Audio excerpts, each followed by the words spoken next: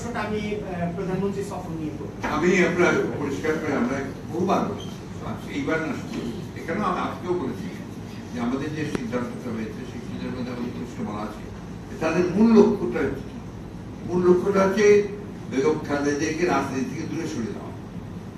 সেই কারণেই তাকে মিথ্যা মামলাতে সাজা দিয়ে, একেবারেই মিথ্যা মামলা, তার কোন এর মধ্যে আপনার কোন রকমের আপনার সম্পৃক্ততা নেই, সেইখানে একেবারে অন্যায় ভাবে তাকে সাজা দিয়ে পরবর্তীকালে হাইকোর্টে আরো বেশি সাজা দিয়ে আপনারা জানেন 2 বছর তিনি এই ভয়াবহ পরিত্যক্ত নির্জন কারাগারে ছিলেন, যেখানে তিনি অসুস্থ হয়ে পড়েছেন। সেখানে বারবার চিকিৎসকদেরকে চেষ্টা করার পরেও ভালো চিকিৎসকদেরকে সেখানে পাঠানো হয়নি।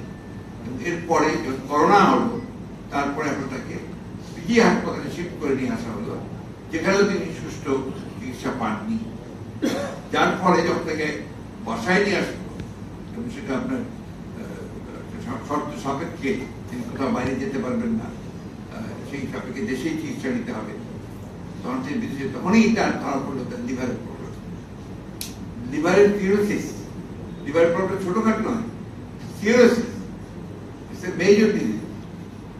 তখন ডাক্তাররা তাকে বলেছিল যে এখানে লিভার ট্রান্সপ্লান্টেশন ছাড়া তার কোনো পথ নেই, এটা বাংলাদেশে সম্ভব নয়। আপনারা জানেন আমরা কম চেষ্টা করি, সরকার এখানে কোনো নেতৃত্ব নাই। আমরা যেটুকু করেছি সেটা হচ্ছে তার পরিবার দলের চেষ্টাতেই সেটা হয়েছে। এবং আমরা বিদেশ থেকে, আমেরিকা থেকে, জন হপকিন্স থেকেও আমরা আপনার ডাক্তারদের নিয়ে এসেছি, তারা প্রসিজিওর করছে, যে প্রসিজিওরে এখন পর্যন্ত তিনি টিকে আছেন। বাট এটা কোনো সমাধান নয়, একমাত্র সমাধান যেটা ট্রান্সপ্লান্ট করা।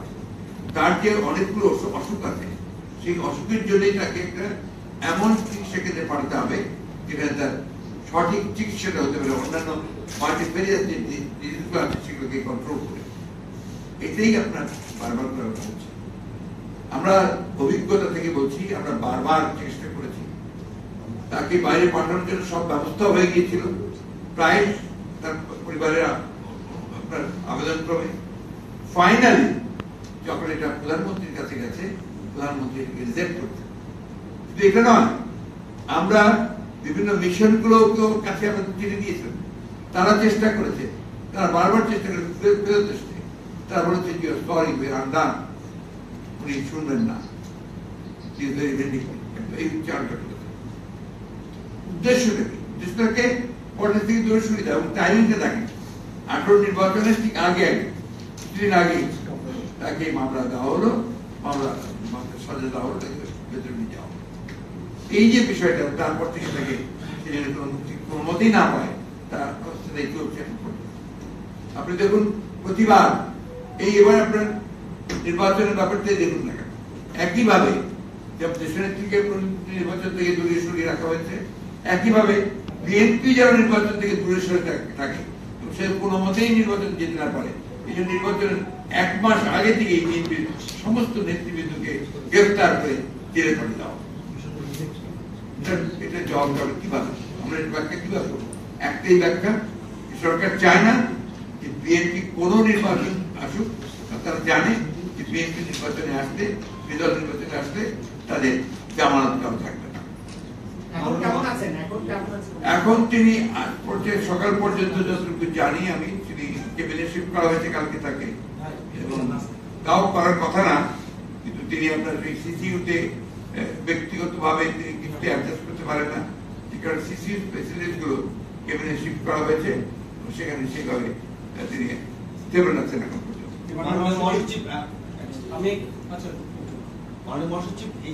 বন্দী হয়েছে, কোনো আপোষ করেন নেই। একমাত্র আপনার মিয়ানমারের সূচি আর আমাদের দেশের গণতন্ত্রের জন্য সংগ্রাম এই পর্যায়ে আর কেউ করেছেন বলে আমার জানা নেই। সবারও মনে করেন দেশনেত্রী বেগম খালেদা জিয়াকে পরিকল্পিতভাবে মিথ্যা মামলায় সাজা প্রদান করে রাজনীতি থেকে দূরে সরে যাওয়ার লক্ষ্যে এই হীন চক্রান্ত হচ্ছে অবৈধ সরকার। সবারও মনে করে শুধুমাত্র রাজনৈতিক প্রতিহিংসার কারণে দেশনেত্রীকে বন্দী করে রাখা হয়েছে, যা সম্পূর্ণ বেআইনি সংবিধান বিরোধী। কারণ she has every right to get visa, জামিন, বেইল। সেই বেইলটাকে দেওয়া হচ্ছে না। এটা কেন তাকে বেইল দেওয়া হয়নি এটা আপনার কোনো ব্যাখ্যা নেই। কেন তার 5 বছরকে 10 বছর করা হলো এটার কোনো ব্যাখ্যা নেই। অনেকে বলে যে এটা ক্ষোভের কারণে হচ্ছে। ক্ষোভটা কিসে? একজন যে আপনি সাজা দিচ্ছেন তাকে আপনি ক্ষোভ করে তাকে বাড়াবেন, এর চেয়ে বড় বেআইনি কাজ তার কিছু হতে পারে না, অমানবিক কাজ কিছু হতে পারে না। তো সেই যদি ওরা না বাড়াতেন হাইকোর্টে সেই বিচারক, তাহলে কিন্তু এখন যে মুক্ত হয়ে করতে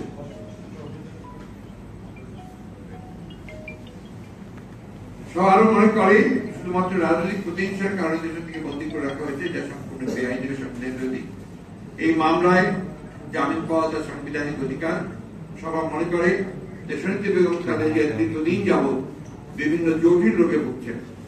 চিকিৎসকেরা তার উন্নত চিকিৎসার জন্য বিদেশে প্রেরণের সুপারিশ করেছে। দলের পক্ষ থেকে তাকে মুক্তি দিয়ে বিদেশে প্রেরণের দাবি জানানো হয়েছে।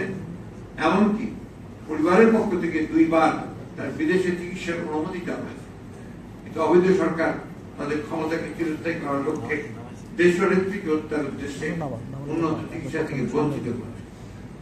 সবাই অনতিবিলম্বে দেশনেত্রীর নিঃশর্ত মুক্তি দাবি করা হয় এবং দেশনেত্রীর মুক্তির দাবিতে আন্দোলন গড়ে তোলার সিদ্ধান্ত নিতে হয়।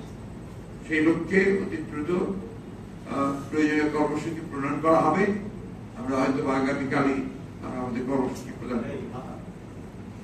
সবাই সম্প্রতি শেখ হাসিনা ভারত সফরে ভারতের সঙ্গে 2টি চুক্তি, 5টি নতুন সমঝোতা স্মারক, 3টি চুক্তি নবায়ন সহ 10টি চুক্তি সমঝোতা স্মারক হওয়ায় গভীর স্বাক্ষর হওয়ায় গভীর উদ্বেগ প্রকাশ করা হয়। সভা মনে করে তিস্তা সহ অভিন্ন নদীগুলির পানি বন্টনের কোন চুক্তি না করা, সীমান্তে বিএসএফ কর্তৃক বাংলাদেশী নাগরিকের হত্যা বন্ধ না করা, একতরফা ভাবে ভারতকে সকল প্রকার সুবিধা প্রদান করে বাংলাদেশের স্বার্থ ব্যাপকভাবে পূর্ণ করা হয়েছে। কানেক্টিভিটি নামে বাংলাদেশের অভ্যন্তরে ভারতের এক প্রান্ত থেকে আরেক প্রান্ত পর্যন্ত রেল যোগাযোগ, ডাক ও টেলি যোগাযোগের সমঝোতা, কৌশলগত অপারেশনাল খাতে সামরিক শিক্ষা সহযোগিতা, ঔষধ সংক্রান্ত সমঝোতা, বাংলাদেশের জনসীমায় ভারতের অবাধ বিচরণ, ভারতের ইন বেস বাংলাদেশের ডাক টেলি যোগাযোগ মন্ত্রণালয়ের সমঝোতা, রেল মন্ত্রণালয়ের মধ্যে সমঝোতা, সমুদ্র বিষয়ক গবেষণায় 2 দেশের সমঝোতা ইত্যাদি সমঝোতাগুলোতে বাংলাদেশের স্বার্থ পূর্ণ হয়েছে। ভারতকে সকল প্রকার সুবিধা প্রদানের বিনিময়ে ভারতের কাছ থেকে বাংলাদেশের কোন স্বার্থ আদায় করতে শেখ হাসিনা সম্পূর্ণ ব্যর্থ হয়েছে।